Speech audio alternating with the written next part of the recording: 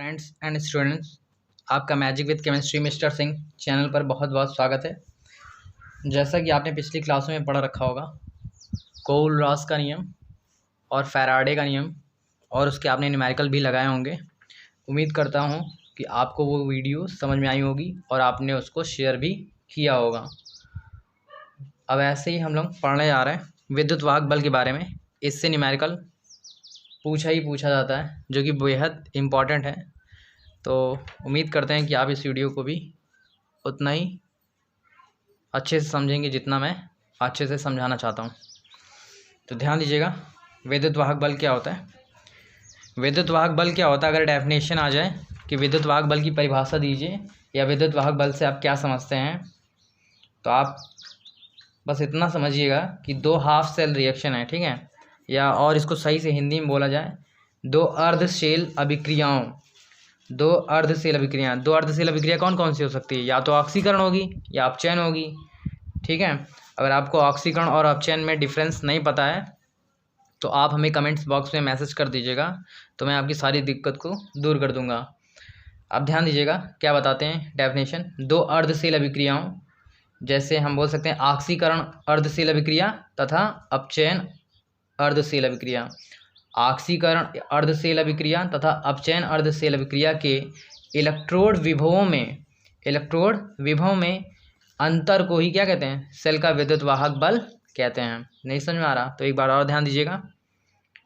ऑक्सीकरण अर्धशेल अभिक्रिया तथा अपचयन अर्धशेल अभिक्रिया के इलेक्ट्रोड विभव के बीच के अंतर को ही विद्युत वाहक बल कहते हैं।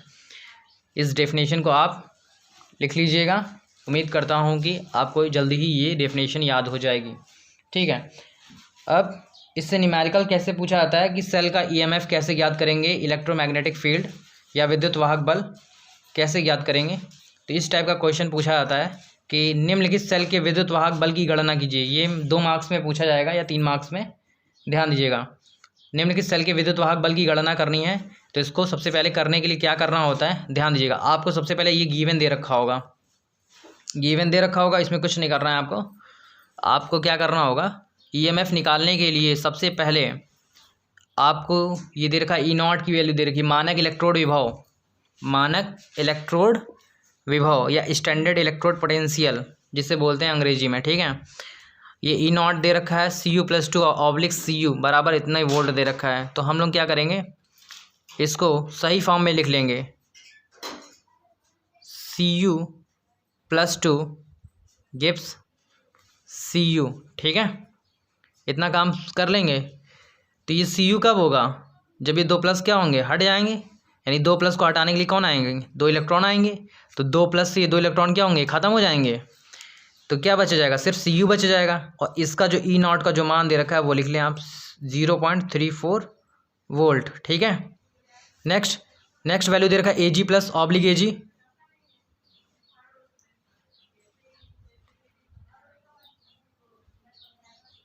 Ag प्लस से Ag, तो यहाँ पे हम लोग क्या करेंगे, एक इलेक्ट्रॉन को जोड़ देंगे। जैसे ही एक इलेक्ट्रॉन जोड़ेंगे तो क्या होगा, ये बराबर हो जाएगा। इसकी वैल्यू E0 की वैल्यू दे रखी है 0.80 वोल्ट दे रखा हुआ है, ठीक है। पहले वाले को इस फॉर्म में चेंज कर लेंगे और दूसरे वाले को इस फॉर्म में चेंज कर लेंगे। उम्मीद करते हैं ये चीज़ समझ में आ रही होगी आपको। अब क्या करेंगे, अब इन दोनों रिएक्शन को हमें किसी को पलटना होगा। पलटना मतलब होगा कैसे पलटेंगे, ये हमें इलेक्ट्रॉन को क्या होंगे, काटने होंगे। ये इलेक्ट्रॉन तभी कटेंगे जब ये अपोजिट डायरेक्शन में होंगे। ये मैं आपको किताबी भाषा नहीं बता रहा हूँ, बहुत ही साधारण भाषा में समझाने का प्रयास कर रहा हूँ। नहीं तो मैं भी किताब लेकर के बैठ जाता और आपको किताबी लैंग्वेज में समझाता। बिल्कुल साधारण की भाषा में है कि दोनों रिएक्शन दे रखी है, दोनों रिएक्शन में से किसी एक रिएक्शन को पलटना होगा। पलटने से तभी ये इलेक्ट्रॉन आपस में क्या होंगे, कैंसिल आउट होंगे, तभी जाके रिएक्शन जुड़ेगी। तो अब हमें कैसे मालूम कि ये वाली रिएक्शन पलटेगी या फिर ये वाली रिएक्शन पलटेगी। तो ऊपर एक दे रखी होगी कंडीशन, ऊपर एक कंडीशन दे रखी है Cu/Cu+2 और ब्रैकेट में कंसंट्रेशन दे रखा है 1 मोलर, और ये दे रखा है Ag+ और 1 मोलर इसकी सांद्रता और Ag। तो यानी देखिए यहाँ पर Cu से Cu+2 बना रहा है और ये हमारे पास क्या है, Cu+2 से Cu बन रहा है। तो यानी हमें जाहिर सी बात क्या बनाना होगा, Cu से Cu+2 बनाना होगा। लेकिन यहाँ पे क्या दे रखा है, Cu+2 से Cu, तो हमें इस वाली रिएक्शन को ही क्या करना होगा, पलटाना होगा। और नीचे वाली ये वाला देख लो, Ag+ से Ag, Ag+ से Ag, ये बिल्कुल सही है। मगर यहाँ पर देखिए Cu से Cu+2 बन रहा है और यहाँ पे क्या बन रहा है, Cu+2 से Cu। तो हमें क्या करना पड़ेगा, ऊपर वाली रिएक्शन को ही पलटाना पड़ेगा। और जब ये ऊपर वाली रिएक्शन को पलटाएंगे तो क्या होगा, ध्यान दीजिएगा, पलटा दिया जाए तो ये रहा Cu गिव्स Cu+2 और प्लस का 2 इलेक्ट्रॉन। इतनी बात सुनाई। अब ध्यान दीजिए, अब ये जो नीचे इसका जो मान दे रखा है वो रख लीजिए, E0 बराबर 0.34 वोल्ट, और इसकी जो वैल्यू है वो रख लीजिए Ag+ और प्लस का 1 इलेक्ट्रॉन गिव्स Ag दे रखा है, और इसकी जो वैल्यू है ये रख लीजिए E0 बराबर 0.80 वोल्ट। अब यहाँ पे देखिए, यहाँ पे तो एक ही 2 इलेक्ट्रॉन है और यहाँ पर तो एक ही इलेक्ट्रॉन है, तो इलेक्ट्रॉन को बराबर करेंगे तभी तो जाके रिएक्शन कटेगी। तो यहाँ पे 2 का मल्टीप्लाई किया, यहाँ पे 2 का मल्टीप्लाई किया और यहाँ पे 2 का मल्टीप्लाई किया, यानी इसमें समीकरण दूसरे वाले में पूरे में 2 का मल्टीप्लाई करेंगे। भूल से भी इस E0 के मान में मल्टीप्लाई मत कीजिएगा, नहीं तो खटिया खड़ी हो जाएगी और बिस्तरा गोल हो जाएगा। ध्यान दीजिएगा और आपको समझ में भी नहीं आएगा। अब ये रिएक्शन ऐड हो जाएगी, 2 से ये 2 क्या होगा, ख़त्म हो जाएगा। अब ये रिएक्शन बची है Cu+2Ag+ गिव्स Cu+2 प्लस का 2Ag। हमने ये रिएक्शन को क्या कर दिया, जोड़ दिया। अब जैसे ही जोड़ दिया तो अब हमें दिखाई दे रहा होगा, अब इन दोनों मान को भी क्या करना पड़ेगा, जोड़ना पड़ेगा। अब ये जोड़ने के लिए क्या करना पड़ेगा हमें, ध्यान दीजिए, हमें सेल का EMF कैसे निकालेंगे। तो सेल का EMF निकालने के लिए हमने एक बताया था, EMF बराबर इलेक्ट्रोमैग्नेटिक फील्ड या विद्युत वाहक बल बराबर, आप सिर्फ एक फॉर्मूला लगा देंगे, E0 कैथोड माइनस का E0 एनोड। ठीक है भैया। अब आपके दिमाग में ये चल रहा होगा कि हमें कैसे मालूम कैथोड कौन सा होगा और एनोड कौन सा होगा। कैथोड पर ध्यान दीजिएगा, कैथोड पर अपचयन अभिक्रिया होती है और एनोड पर ऑक्सीकरण अभिक्रिया होती है। कैथोड पर अपचयन होता है और एनोड पर ऑक्सीकरण होता है। तो अब आपके दिमाग में चल रहा होगा कि ये अपचयन और ऑक्सीकरण क्या होता है। तो ये सारा सब कुछ फर्स्ट ईयर का सिलेबस है जो कि आपको इंटर में पढ़ाना पड़ रहा है। आपने ध्यान से नहीं पढ़ा होगा तो आपको दिक्कत हो जाएगी ऑक्सीकरण और अपचयन को समझने के लिए। फ़िलहाल हम पढ़ा रहे हैं तो आपको दिक्कत नहीं होनी चाहिए। ध्यान दीजिएगा, अपचयन पे क्या होता है, अगर जिसकी ऑक्सीकरण संख्या कम हो रही है, ऑक्सीकरण संख्या या ऑक्सीडेशन नंबर अगर कम हो रही है तो वहाँ पे अपचयन हो जाएगा, और अगर ऑक्सीडेशन नंबर बढ़ रही है तो ऑक्सीकरण हो जाएगा। ऑक्सीकरण संख्या में कमी तो अपचयन और ऑक्सीकरण संख्या में वृद्धि तो ऑक्सीकरण। तो ऊपर हम देखेंगे Cu की जो ऑक्सीकरण संख्या होगी वो क्या हो जाएगी, 0 हो जाएगी, क्योंकि Cu क्या है, मुक्त अवस्था में है, और मुक्त अवस्था में होने के कारण इसकी ऑक्सीकरण अवस्था क्या हो जाएगी, 0 हो जाएगी। लेकिन Cu पे कितने चार्ज हैं, 2 प्लस के हैं, तो 2 प्लस होने के कारण इसकी संयोजकता या चार्ज, इसकी ऑक्सीकरण संख्या भी कितनी हो जाएगी, 2 हो जाएगी। अब उसी प्रकार Ag+ है तो इसकी भी ऑक्सीकरण संख्या देखिए, यहाँ पर 1 प्लस है तो इसकी 1 हो जाएगी और इसकी क्या हो जाएगी, 0 हो जाएगी। ठीक है, तो यहाँ पे ऊपर जो है ऑक्सीकरण संख्या बढ़ रही कि घट रही है। अब आप कहोगे 0 से 2 बढ़ रहा है ना, तो भैया यहाँ पर ऑक्सीकरण हो रहा है, और ऑक्सीकरण पे कौन सा होता है, एनोड होता है। ऑक्सीकरण पे हमेशा ध्यान रखिएगा, एनोड होता है, लिख लीजिएगा कॉपी में ताकि आप भूलें नहीं। जहाँ पर ऑक्सीकरण होता है वहाँ पे एनोड अभिक्रिया होती है, और जहाँ अपचयन होगा वहाँ पर कैथोड होगा। तो ध्यान दीजिए, यहाँ पे प्लस से 0 हो रहा है ना, तो यहाँ पे क्या होगा, कैथोड होगा। तो अब कैथोड है तो कैथोड वाली रिएक्शन क्या होगी, अपचयन किस पे हो रहा है, नीचे वाली पे हो रहा है अपचयन, तो लिख लीजिए 0.80 माइनस का एनोड कितना दे रखा है, एनोड इतना दे रखा है 0.34 वोल्ट। अब इसको सॉल्व करेंगे तो कितना हो जाएगा, 0.46 वोल्ट, 0.46 वोल्ट। ये हमारा EMF निकल के आ गया है। अगर आपसे एग्जाम में कहे कि सेल का विद्युत वाहक बल ज्ञात करें तो सेल का विद्युत वाहक बल ऐसे ही ज्ञात करेंगे, ध्यान रखिएगा। ठीक है, सेल का विद्युत वाहक बल ऐसे ही ज्ञात करेंगे। अगर आपको ये वीडियो समझ में आती है तो आप इस वीडियो को ज़्यादा से ज़्यादा शेयर करेंगे और अपने फ्रेंड्स में भी भेजेंगे ध्यान से, ठीक है भैया। अब ध्यान दें, नेक्स्ट क्वेश्चंस पे आते हैं हम। नेक्स्ट क्वेश्चन क्या होता है, इसमें भी पूछ रहा है, नेक्स्ट क्वेश्चन है हमारा कि निम्नलिखित सेल का ईएमएफ निकालिए, यह भी बताइए कौन सा धन ध्रुव और कौन सा ऋण ध्रुव है। सेल में होने वाली अर्ध अभिक्रिया और पूर्ण अभिक्रिया भी लिखे, यानी दोनों हाफ सेल रिएक्शन लिखनी है, ऑक्सीकरण वाली अभिक्रिया लिखनी है और अपचयन वाली अभिक्रिया भी लिखनी है। तो ध्यान दीजिएगा कैसे करना है, इसको भी सेम प्रोसेस से ही करेंगे हम, आपको दिखाते हैं। तो सबसे पहले आप देखिए, यहाँ पे एक कंडीशन ऊपर दे रखी हुई है और ये मान दे रखे हैं E0 के, और ये E0 का ये मान दे रखा है। तो हमने क्या रखा है आपसे कि E0 की जो भी वैल्यू होगी उसको सही फॉर्म में लिख लेंगे। Ni+2 से हम लोग क्या बनाएंगे, Ni बनाएंगे, क्या बनाएंगे, Ni। और इसमें जैसे ही 2 इलेक्ट्रॉन जोड़ेंगे तभी तो क्या होंगे, Ni पे एको आवेश नहीं बचेगा, ठीक है। और इसका जो मान होगा वो लिख लेंगे E0 बराबर -0.25 वोल्ट, ठीक है भैया।